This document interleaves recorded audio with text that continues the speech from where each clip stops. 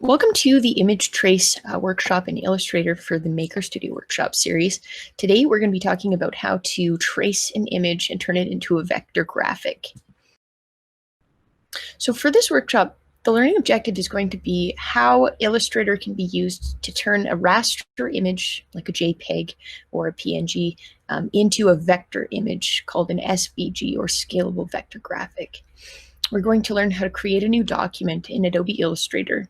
We're going to learn how to navigate Adobe Illustrator's interface. We'll cover some basic tools, how to use those tools and what they'll do. And then we're going to import a vector image a raster image, and we're going to vectorize it. And then we'll save the file, and we can talk about reasons you would use a vector image, such as laser cutting, using it for vinyl machines that can cut out outlines, etc.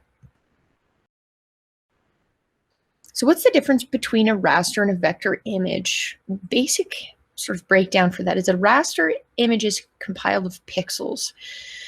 And as we know, when you have a thumbnail, which is a representation of a larger image, and it has less, of course, information for the file, thumbnails are notorious for when you try to blow them up, they look very pixelated and the image doesn't look of high quality anymore. So that's a raster image. Now, a vector image is actually a mathematical equation or formula that is representing all of the points of the image, and this can be scaled to any size. So a vector graphic is made up of paths instead of pixels, and the paths can be expanded infinitely and defined. So that means to somebody who works for a printing company, if you gave them a scalable vector graphic, that would be much more useful to them to be able to replicate your image in larger formats than if you were to give them a raster image. They would come back to you and say, I can't blow up this image any larger.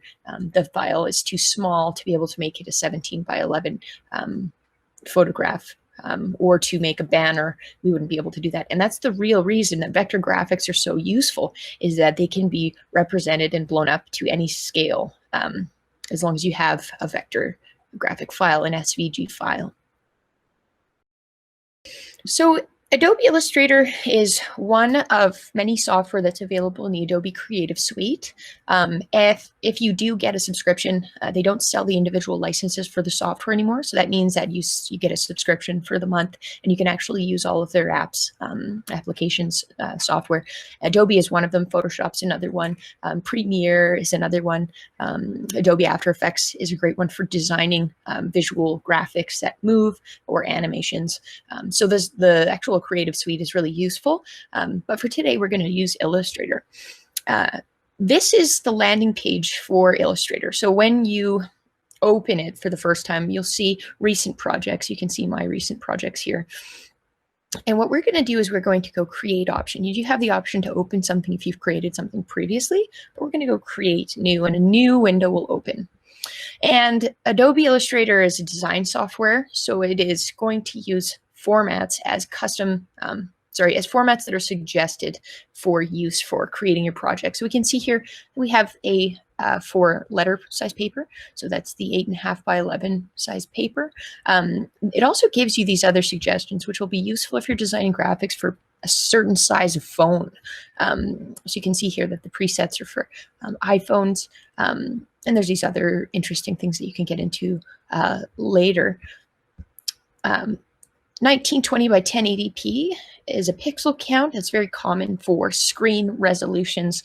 Most laptops are going to have a screen resolution of 1920 by 1080p. Videos, if you need to make a graphic for a landing page for a video, this would be the recommended format. And this really breaks down to the pixel count being of the highest resolution, so that you can, of course, make it smaller. You can compress that, but you're going to have a final pixel count that will be most useful to you. There's also print formats here. These are in points. Points is a different unit of measurement than pixels, and it pertains to print, of course. Again here, 1920 by 1080. These are different types of screen resolutions. Here's that 4K resolution. And of course, as technology progresses, 8K resolution. So there's those, but we're going to go all the way over to art and illustration, and we can choose one of these ones here. And we're going to change the default. So it really doesn't matter which one, because we're going to set this to be our setup. And I would like to, for this one, work with 5 inches by 5 inches. And we need to change our points or unit of measurement from points to be inches. Of course, there's metric, millimeters and centimeters. Please choose something that you're going to be comfortable working with. Inches, because we can actually just visualize it in general, is a very general unit of measurement because it's larger. I like to just go with this. It's also traditionally used for woodworking. I do a lot of laser cutting, so this is why I like inches. I can visualize it. And you're going to have orientations that you can change here. So we've got the portrait orientation and the landscape orientation. Because it's 5 by 5, of course, it's a square, so this is going to be irrelevant. And we can actually set up multiple artboards. We're going to hold that thought. We'll keep just one artboard, and we're just going to name our project. We can do test of Illustrator. I don't like saving files ever with a space in between it. And this is just going back to computer science, and you always want to put either a dash or an underscore because a computer doesn't really represent a space well in files. If you were to take this and share it on a PC, if you're working on a Mac or vice versa, sometimes the file can be corrupted. I like to just put the underscores. So we're going to name the file, and we're good to go. So depending on what kind of computer you're using, all of the Adobe suites can sometimes be what you would say a little bit slow. They're graphics modeling software. So you're going to be creating graphics here. It's using the graphics processor on your computer. So if it does have a bit of a lag time, you can optimize it. I would just follow like tutorials online about how to do that. But for the most part, it should just open right away. Okay. So this is the user interface. There's a couple of things to note here. So once we've created a new document, we're going to have our tool bin show up, and we'll see on the top window here that we're going to have the properties of a tool. So we have no tool selected. We can see that right away. And on the right-hand side, we're going to have a couple of bins on the side here. So we should see these icons, and they represent bins that contain information. So we've got the color bin, we have the color guides bin, we've got a swatches bin, brushes, symbols bin, and it goes on, so on and so forth. So these are the details about what your tool is doing. Now notice we don't have a tool selected just yet. If you don't see this view, and you might not, it's defaulting to Essentials. Anytime I use Illustrator, I do recommend using Essentials Classic, and it's because I have a workflow that I use that is a habit for me, that I was just because I've been using Illustrator for years. Essentials is actually more efficient, and we can just take a look at it, but it's prompting you to use things like hotkeys. Because this demonstration is going to be just using the tools from the icons and not the hotkeys or the quick commands, we'll use Essentials Classic. So set that view up if you could. And let's get started with the tools. So Illustrator is a drawing software. And to draw, you're going to need to access a tool like the pen tool, the curvature tool, line segment tool, rectangle tool. What these do is they create these objects that can be populated with properties. So let's draw a rectangle, and you'll notice that you'll need to change your tool just like you would when you're regularly drawing. You're going to set down the tool that draws the rectangle, and you'll pick up the tool that can allow you to move your object. So this is an object, it has a closed path, which means that it can have a fill. And right now we see that there's a white fill. Of course, this will be confusing on a white background. We'll think that it doesn't have a fill on it. Something like that looks like this. You'll have your object selected. It's a rectangle, and it gives you, with the selection tool, a blue outline. And it's important to note that it is the blue outline. Now notice when the fill is turned off, I have to grab the path. So the edge or the stroke of the object. So the fill is what would fill the colors here. And we can double click on the swatch on our tool panel on the left-hand side. And if we double click, we're going to access the color picker. We can change this to any property. We can also set manual numbers here. So if I were to want to engrave this with a laser cutter, properties would have to be set to true black or 000, and then that will be a black fill. Now we're going to change the swatch for the stroke. It's referred to as a stroke because it's the outline. A stroke can also just be a line that's not closed path, but they are paths. And we're going to just change that here, and it's going to change the color. So let's just try that a couple of times. We're going to just do green just so that it doesn't interfere with the blue outline. Now deselect your object and you'll see it. You've changed the fill, the stroke, and that's good. This tool we're using is called the selection tool. The direct selection tool and the selection tool are different. And what the selection tool does is it generalizes. It can grab objects, it can change them, rotate them. It is the tool that you would use to manipulate the position, the angle at which it's sitting on the page. And think of it all like your hand. It's actually like your hand. The direct selection tool is different because what this does is it will manipulate the path. So I'm going to ask you to zoom in, and we're just going to zoom into our object just so it fills the screen kind of like this. And we're going to select the direct selection tool, and we're going to look at our object that we have. So these are called anchors. And you can select your anchors to move around this object and change its form. And these are called handles. We're going to see them because they extend out with a line and they have a point or a handle to grab. So the anchors will change. We kind of want to think of it like, you know, when you have art that you're making with lines and you have a board and you've put nails into the board. Those are the anchors at which you would draw the string around, right? And you move the nail, you move the anchor, the string is going to change. But the handles will change the curve of the line itself. Oh, and if you deselect your object, that's okay. We just have to select it again. And so we can change these forms like this. So you double click to select the anchor, and then change the handle once it's selected on that anchor point. So if the anchor is selected, you will have access to the handles. Double click to do so. Yeah, so we can create forms. So that is using the shape tool with the rectangle selected and using the direct selection tool to manipulate the form and the selection tool to move its position. Always remember you can copy and paste objects and you can rotate them to create interesting shapes.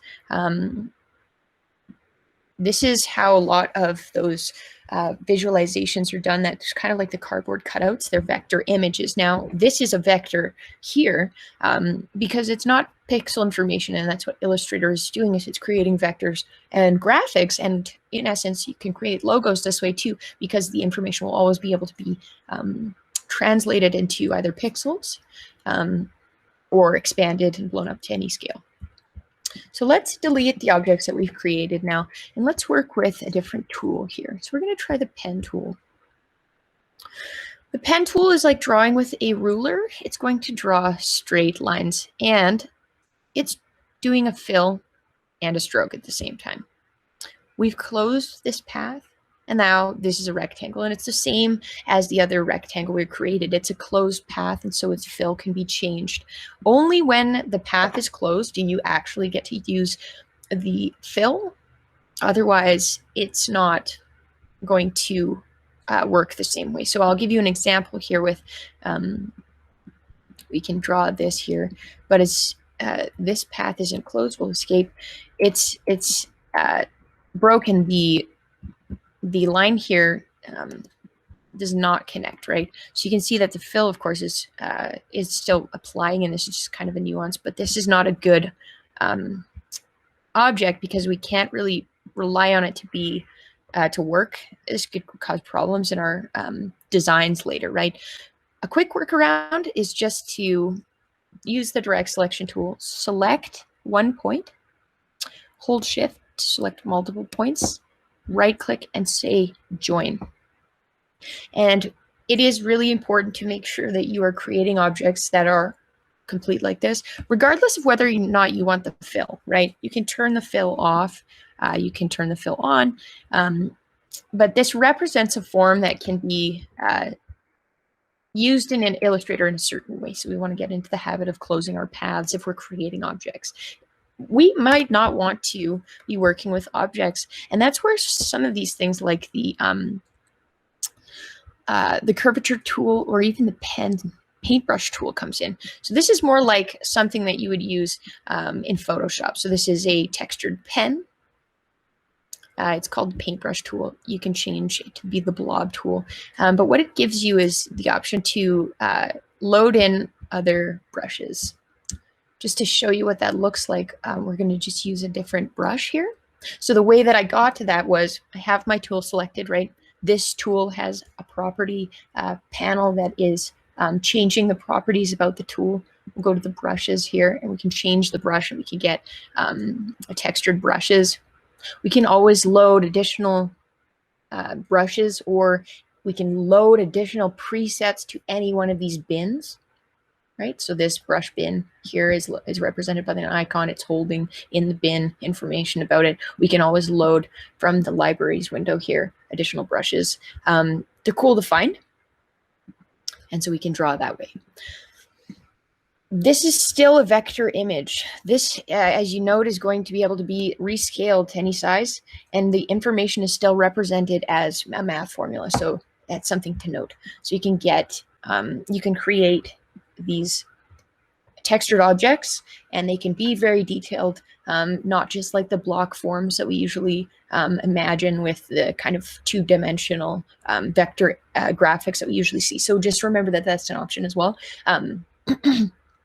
The curvature tool is more akin to natural drawing. As you know, while you're working on a computer, you might be using a mouse, you might be using a touchpad.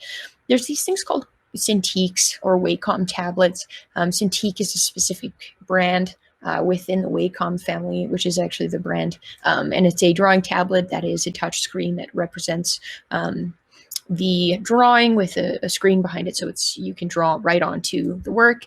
Those are kind of cool. But with Illustrator, if you're wanting to get drawings that have that kind of refined, hand-drawn and really controlled look to them, but you're not using a drawing tablet, the curvature tool is nice for that because it gives you an option to do the smoothing things. So you see how it's actually smoothing some of the lines here, and it takes some time just to get used to how this works. What happens is you draw a point, an anchor point, and then depending on how much you curve your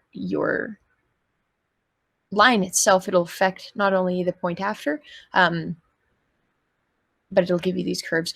If you want to get more dramatic curves here, you have to add more points. If you go out farther here, you can get, but it's just something to try. But just remember that if you don't ever like what's being drawn here, it's not permanent. What you can do here is, I'm not really happy with how this is overlapping here because I want this form to be with a path here that can pass underneath. So I'm going to just go to my direct selection tool. I'm going to select the anchor point that's the problem here, and I can adjust it. And so I'm going to move this so that it can, there.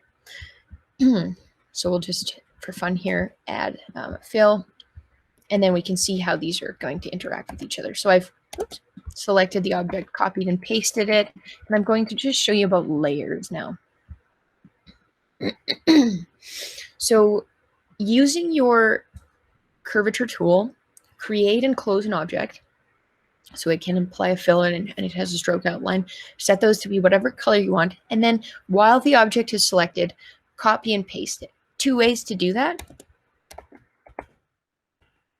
You can right click and just go to the, sorry, it's not actually in this one. Right click, go to edit, and you can go copy and paste. Or like me, it's a good habit to get into some of the quick commands.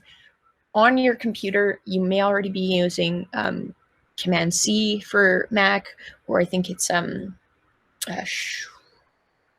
Option C PC. I don't remember.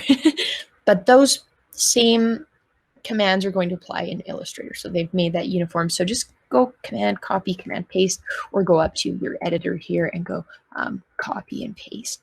So create a second object. Illustrator will always move the object away from the original source so you don't accidentally have multiple layers of objects. It's nice and helpful just to keep track.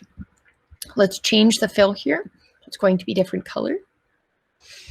And what we need to note is that now we've created a new object and it's going to lay on top of the original.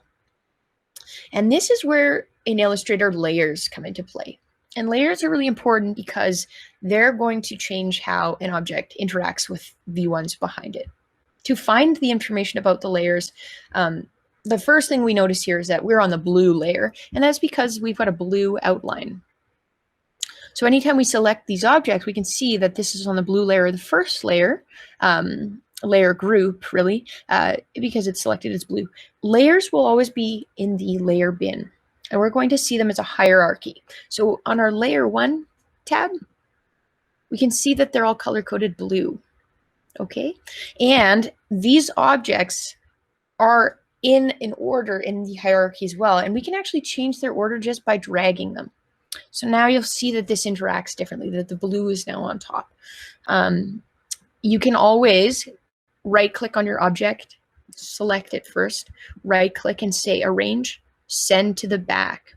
Or in this case, because pink is already in the back, Arrange, Send to the front, and it will change the position in the hierarchy of the Layers tab.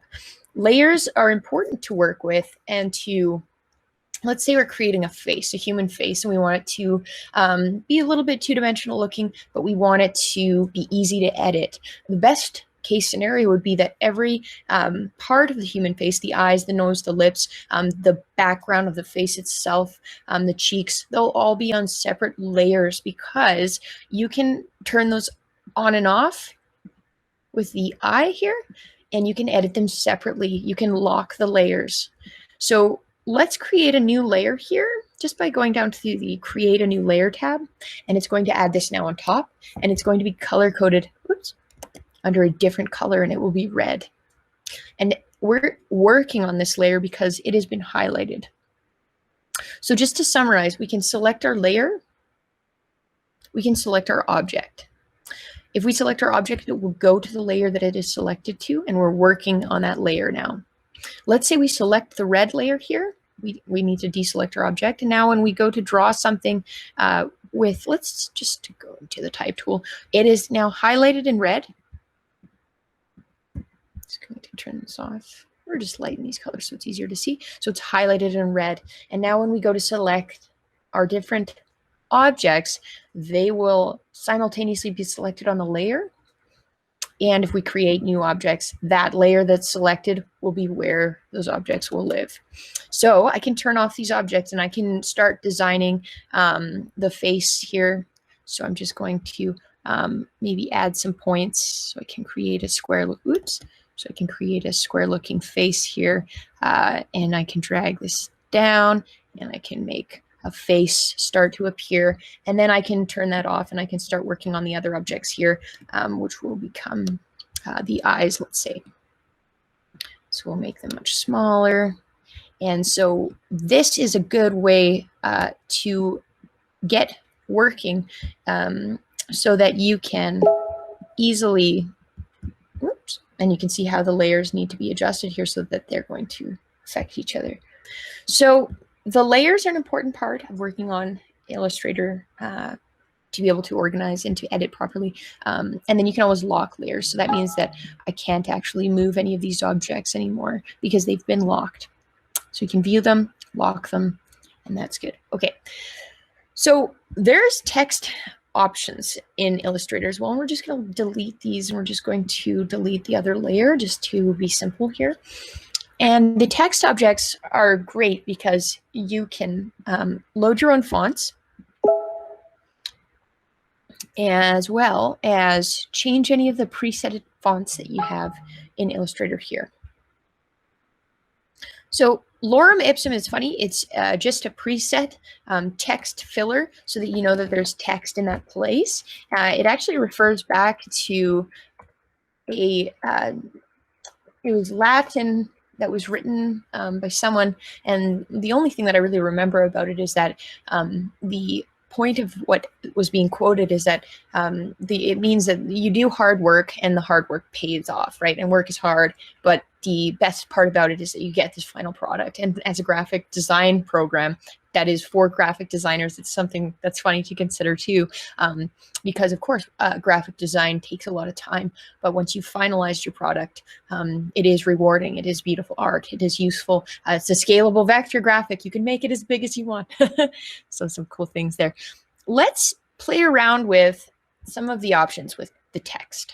So we can always find more information about our tools by right-clicking over them. So you can see here that the pen tool has these other uses, which means there are additional tools in the pen category. The eraser tool, the scissor tool, knife tool, they're in the category of removing or reductive editing, but it's going to live in this container, this tool container. And the text object is no different. So the text object has these additional uses that need to be selected when you use them. We're just going to use the regular text tool for now, and you can click and draw a square and it will fill it with the placeholder text from this poem or this kind of monologue about working hard and getting a great product. It's selected. We can tell it's selected because it is black on a white text coming. So black background, black highlighting, white text. As soon as it's selected like this, we can start to type, and our text is filling the place that we have set it to. We did this because we clicked and dragged before releasing our mouse. Now you see, as I'm typing here, this object was only set up to be this big. The text is still there, but if the window is set up to a certain size, it won't show, right? You can always change that. You can always drag your text boundaries and it will change and rescale them. You can change the text size by double clicking here, clicking and dragging, sorry. And we can change our text size in our properties panel at the top here. So you can almost change that, but see how it's only selecting so much text. Illustrator is not a text editor. My spelling mistakes will not be corrected. The only way that you can correct them is if you go up into here and you go spell checker, and you actually physically run a spell checker, and then it'll show us that our spelling mistakes, and then you can go change, and then it will change them and show you that you're done. Real important part of being a designer and considering what you're doing with text is that it is, and this actually goes with programming as well, if you're writing scripts or code for user interfaces or for a user to read, get into the habit of first writing it in a text editor and either copy and pasting it into your working script or into your working Illustrator file, because there is not a really great spell checker in Illustrator, but you can do all kinds of cool stuff with the text. Let's delete this object, and now let's do a text to fill object on a circle. I love working with circles. I like them. They're balanced. They're beautiful. They usually work anywhere. To create a circle, we need to right-click on our shapes tool or shapes bin and select the ellipse tool. And to make a shape, if you want to know how I did that, I'm holding Command and I'm doing the plus and minus signs. If you need to zoom in and out, here's the zoom tool. Just a quick aside. So let's go back and select our ellipse tool. Again, we can right click and find it in the ellipse, in the shape it bin. And we're going to hold Shift now, and we're going to click and draw. And that's going to create a perfect circle. If we didn't want to, we could create these other shapes, these ellipses in different angles. We can always actually change what they are set up to be by clicking on the height and width properties. So we can go, we know we are working on a 5-inch sized piece of paper. So if we set this to be 3, and if we set this to be 3, we're going to have a circle here. But the constraints of the properties of the height and the width have been set to snap. So that means that if I change one, it's going to change in relation to the other if I do not turn off the constraint snapping properties. So they're off. I can set it to be 3 by 3. Now I can change this and I can go 5 and it'll go 35, whoopsies, or 5, right? So we're just going to set it to 3. And we have a fill turned on. This is a visual object. This could be used as part of a logo or a graphic, but when we want to use its properties only to guide other tools, we need to turn all of the properties of the actual shape off. And then what we're going to do is we're going to fill this shape with text. We're going to right click on the text. We're going to choose the area type tool. We have the circle selected before we select the tool that's going to fill the area. So just in case this gets deselected, let's just do that quick here. So we don't have it selected. We have some sort of little object up here, maybe not. That's very weird. So we can drag and click and find this object that represents nothing. It really is just a placeholder, right? So dragging and clicking with the selection tool will draw a marquee. It'll select our object. And now what we can do is drag it over. We also have options to center it on our page. So the vertical align tools, horizontal align to center, vertical align to center, try those. And now our object is selected, so we can populate it with new tool information. Basically, we're going to select the area type tool. To get there, we right click and select on the tool, the type tool, area type tool. And as soon as we start to click here, it fills it with the previous information of our tool. So I had previously set up a 6-point size text. We're going to change that to 12 and it will change it. And now it fills it with a placeholder of text. What is really a good idea to do is do the align to center, and then it'll actually work with the circle.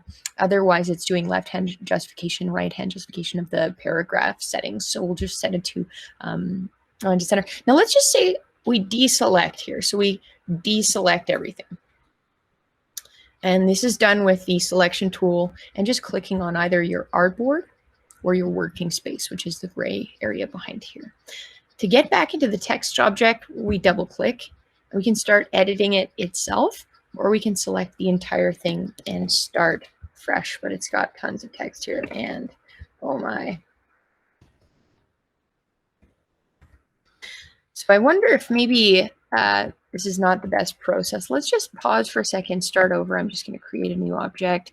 I'm going to turn it off. I'm going to set it to align to center.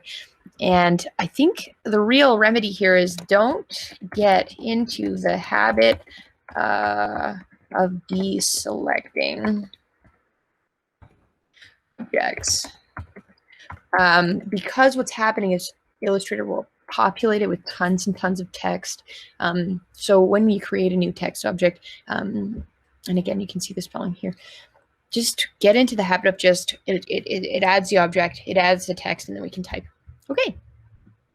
So we're at halfway through the workshop, and what I'd like to do now is I'd like to show you how to do this. Let's go to a place I like to call Google, and let's cut cat photos or any photograph that you want to work with if you have something on your desktop. And we're just going to look at these photographs and we're going to start thinking like a graphic designer. So if I want to use elements, of course, copyright applies. So the first thing to consider is, where am I going to find an image that's a free graphic, right? Pixel is a company, or Pexel.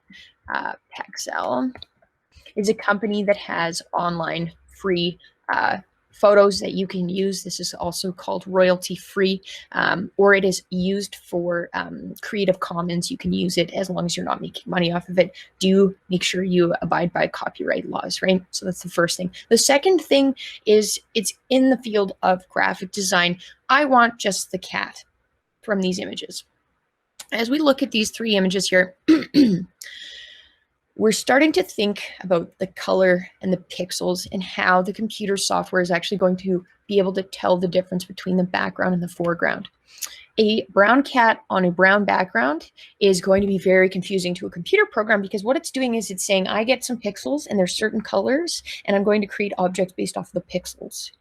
So if you have a brown cat on a brown background, when it's trying to draw objects that stack, it's going to have a hard time to tell where the background and the foreground begins. But with this cat here, and it's an orange tabby with a white background, it's very, very easy for the computer software to see that it's got a red color here. That's going to be a different object. It even has this white breastplate. That might actually be part of the background, or it might not. Again, the best background cat would be this big orange tabby here, because again, the orange is one form. The background for the most part is these light colors in the background. It'll be easy to delete. But let's keep going and find something. So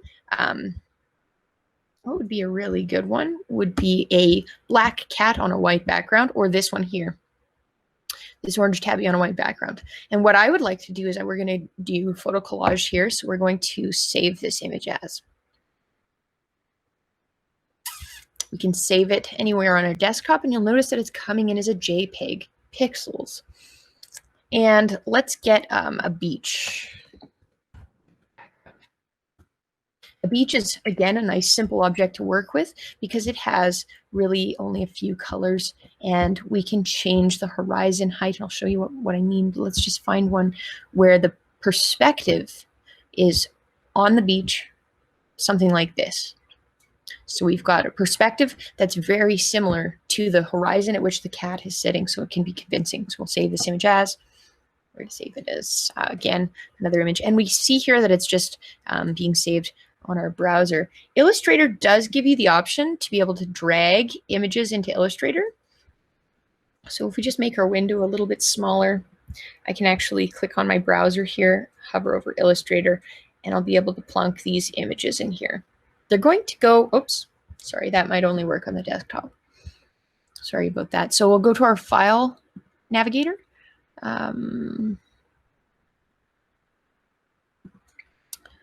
Documents.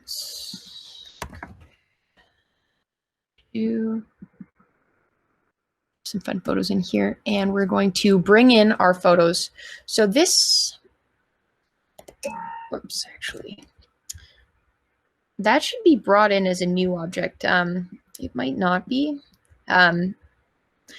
So let's just see if we hover up here. Yes. So if you hover with your object, sorry, if you hover with your file over the folder that you're working in, it's not going to create a new file. We do want it to create a new file or a new tab, because we don't want to do anything called destructive editing. We want to do non-destructive editing. And sometimes destructive editing happens when you make a mistake and you put something on top of another image. So for example, if I put two cats here, I've got a cat and a photo behind it. It's not a good idea to work like that. Something can get lost or destroyed. So we're just going to hover at the top here, and it should create a new file. So now we have 3, or maybe just 1. But we'll have these multiple tabs here. So we have our original, where we're going to put all of our art, our final. We'll copy and paste it from each file. We have the background photo here, and we have the cat. And remember, we can zoom out. So we're going to want to zoom out by holding Shift. If we select Option, if we have our tool selected for zoom. That's Alt on the PC as well. And so what we want to do is zoom out enough so we can see these objects. I'm sorry, these JPEGs. So this isn't selected, and when I select it, I'm going to get options. Let's select the tab that we have our art that we've imported. So art, JPEGs, these are photographs, right? They came from Pexel for the most part. We can assume that these are open source or for free to use because of the licensing on the website. We need to select the object to get the tool or to set the process for image trace. And we can do that by having our selection tool selected. So I'm giving a demo here. This is not selected. Now when I click on the object, it's selected. And we'll notice here that the top toolbar has changed. So the properties toolbar at the top here, not the actual toolbar itself, that's changed. And we get these options called unembed and image trace.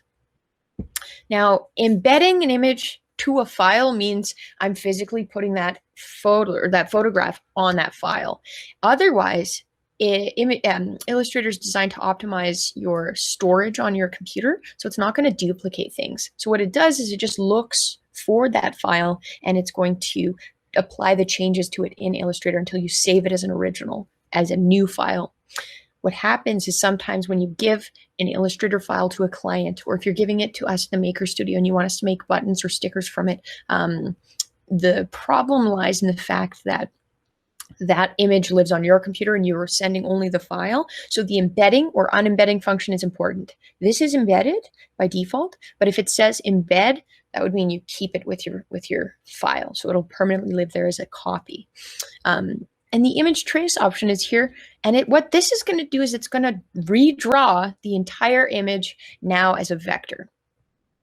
This is also a really graphics heavy process, depending on what photograph you've used. If it's a color photograph, it'll be a longer time for it to rasterize or vectorize. If you're using a black and white image, it'll be faster. The mode will change. So what we're going to do now is we want to select image trace button. And it's going to do this. It's created in the black and white mode, which is the default for image trace. This image, it doesn't look very good. What we want is the color information back, and we want as much of it as we can possibly get. We need to open this thing called the image trace panel. There's two ways to find it. You can go into Window. You can look for image trace in here, while of course your object is selected. But because the object is already selected, it's going to give you a quick click for the image trace panel on your tool properties window, tool properties menu just at the top, and it's going to open a new window. If you have two screens, it might open the window on the other side. So just take a look for where that image trace opens. And now we're going to see the default settings for this image. So this has already been run. This process is already run. So we can see that it has. We can see that it's in the black and white mode. We can open the advanced tab. We'll always want to get into the advanced tab for the most part, because this is where the magic happens. But we need to change it to color, or we can change it to grayscale. Let's try color, and it's going to redraw it. My computer might have an easy time with this. It might not. Yours might be the same, right? So as it goes through this, it might take some time. We can turn off the preview option if it's taking a long time to load. And what this means is that we have to set our settings first. So you can see here, I can change all of this information to be the magic formula, which for me has always been high paths, high corners, and low noise. This is not the same for every photograph, but for the most part, JPEGs, photos of real things seem to work well this way. And we can click on the trace option.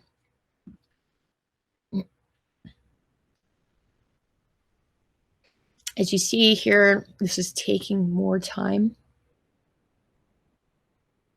but it's going to give a really nice quality at the end. And if it doesn't, if I'm not happy with how it's refined the lines, I can go back in here. I do have preview on so you can see what happens, and I can change the settings.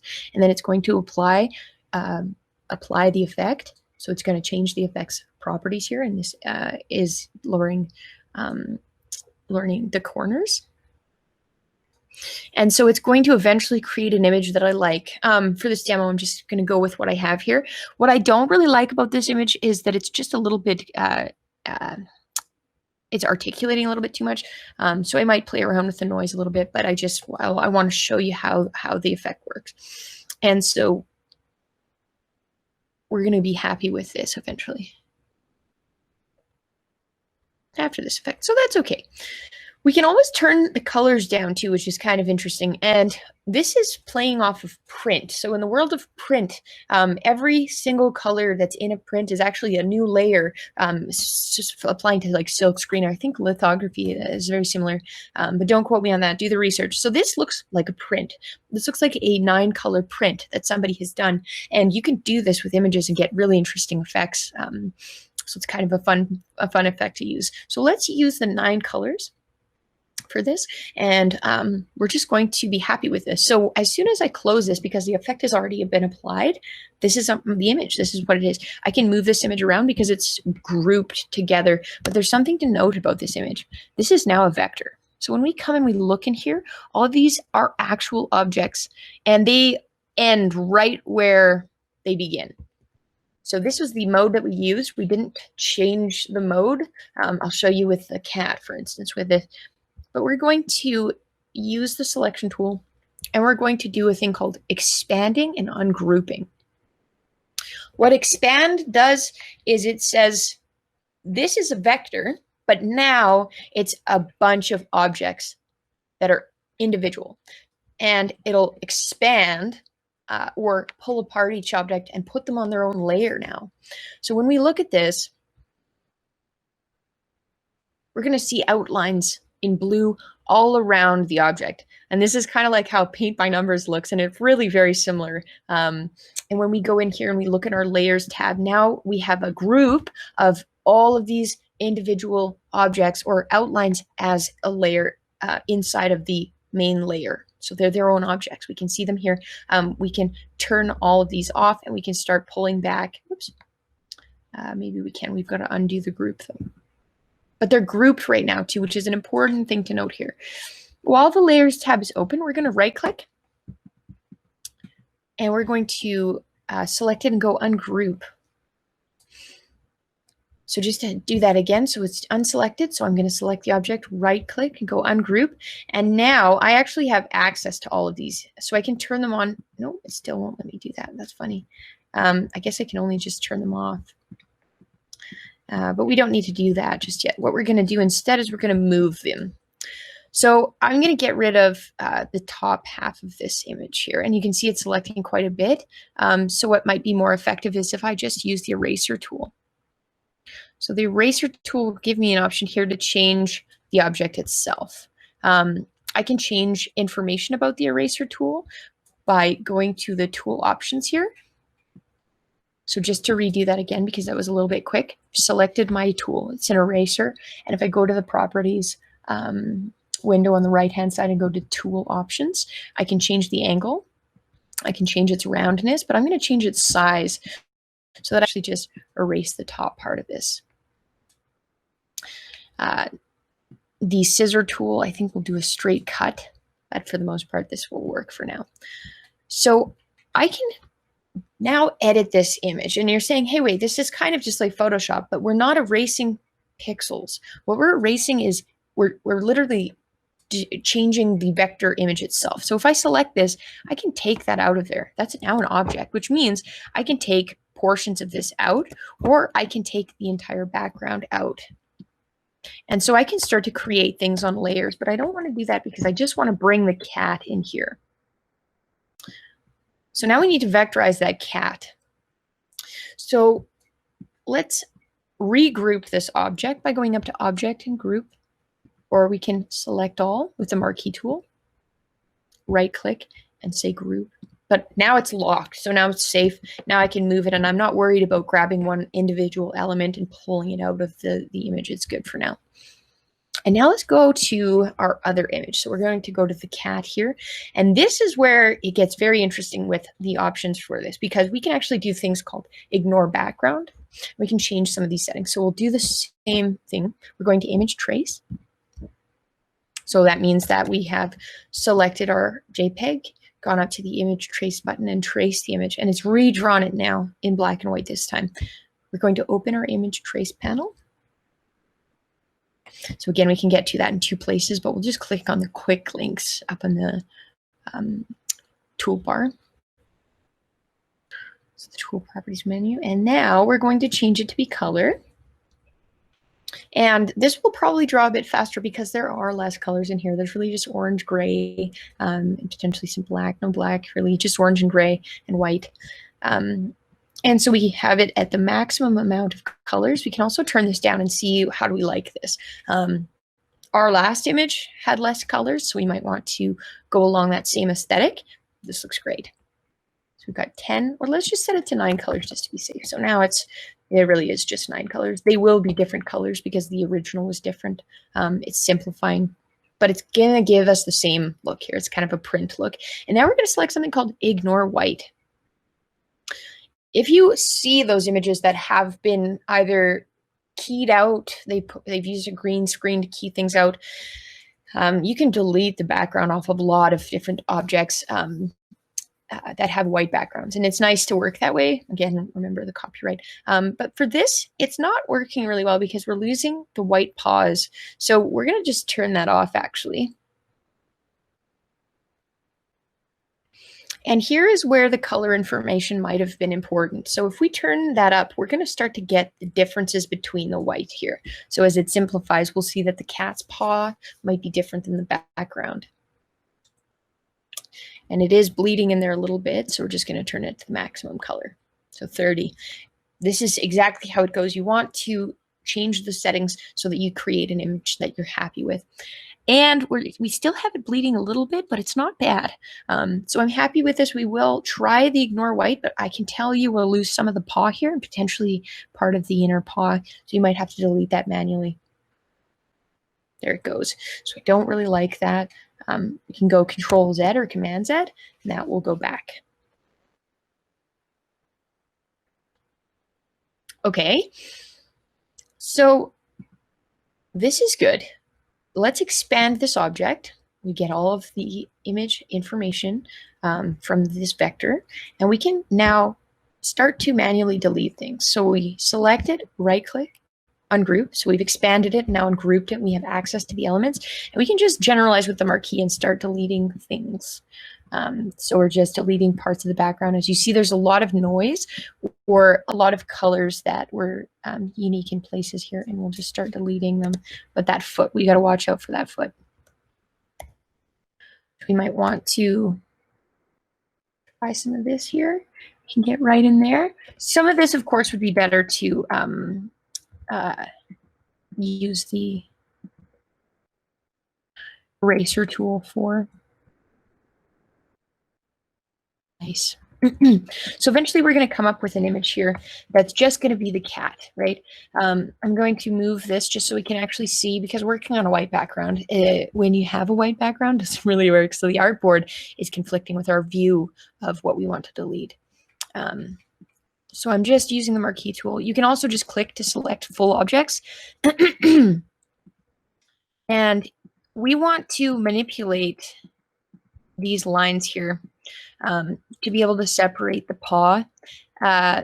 We would use, of course, the direct selection tool or the eraser. The eraser will actually change this here. So you'll see that it's still a closed path, right? It's still closed. And we're going to erase it as far as we can here until eventually we're going to have to either cut or join these paths. There's this working with the direct selection tool and line paths is literally a lesson in and of itself. But you can delete sections of the line, break them apart. And now what we've done here is we've actually created two objects. They're still joined together until we use the selection tool and we hold shift and click and then join them. And now it's its own object. Oh, doesn't like that, does it? Come on. You can do it, buddy. Yes, it worked. So now it's a separate object.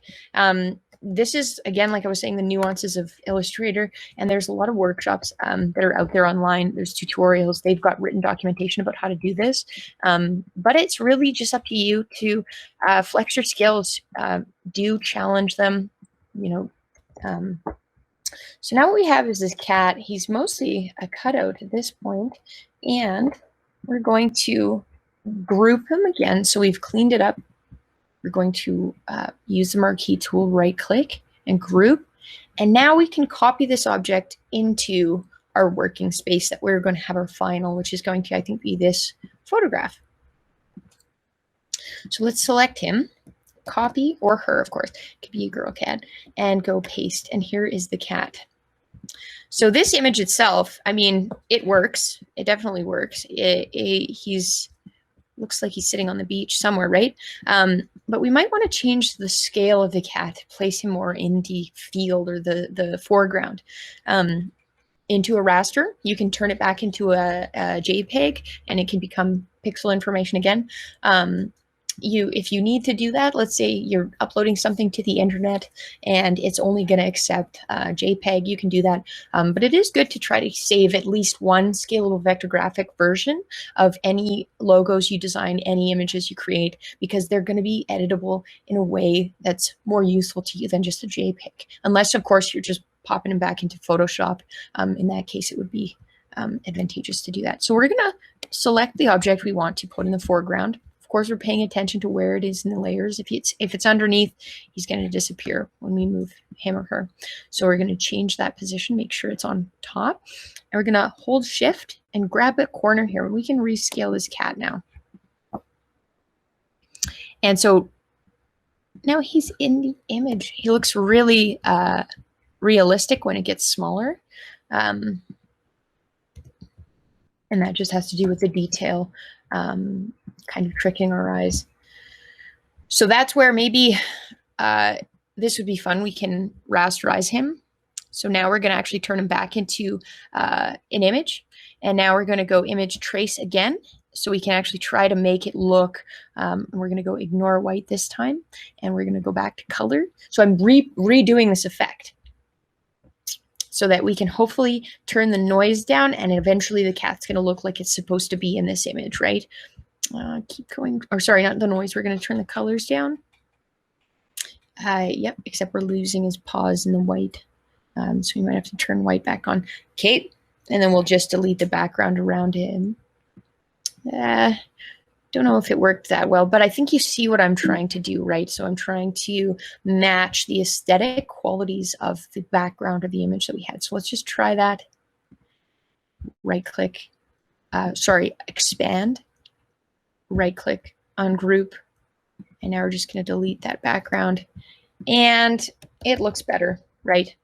So it doesn't look like a very hyper-realistic cat. It kind of looks like, it frankly looks like an Ewok sitting on the beach, but we'll leave it at that. So this brings us to the end of the workshop. I'm happy to answer questions or give you some resources if you'd like those.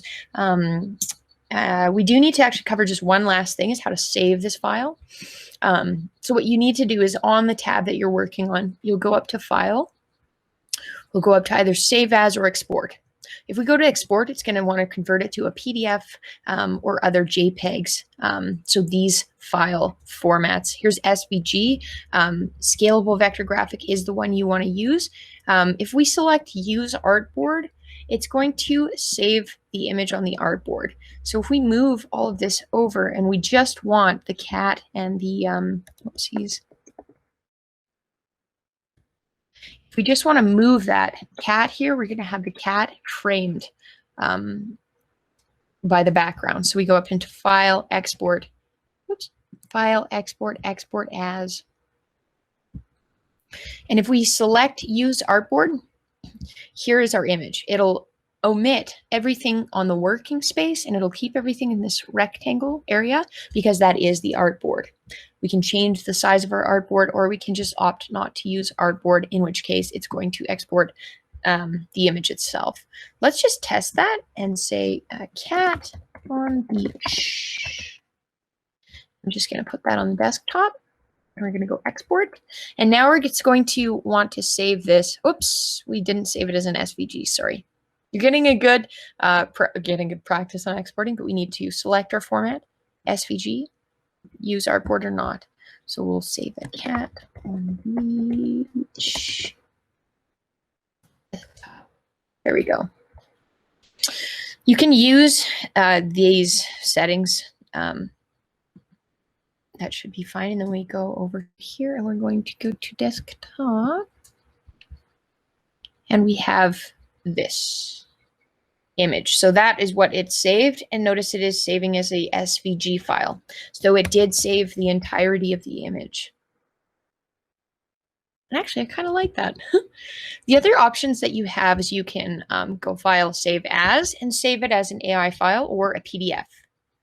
You can save it as SVG as well. both of them work. It is important, of course, to save your Adobe Illustrator files. A PDF can be edited after, but it's going to convert it to a PDF. Some information might get lost or translated inaccurately. AI is the native file format for working in Adobe Illustrator. SVGs are just great to have on hand, and they translate between Adobe Illustrator, Corel Draw, Inkscape, PDF, Acrobat Reader, Trotec, job control. So there's tons of options or softwares that will open SVG files, but only Adobe Illustrator opens an AI file properly. Corel Draw can open them, but then some things get lost in translation. If you have further questions, you can contact the Maker Studio at makerstudio@mtroyal.ca, or you can email the Maker Studio staff.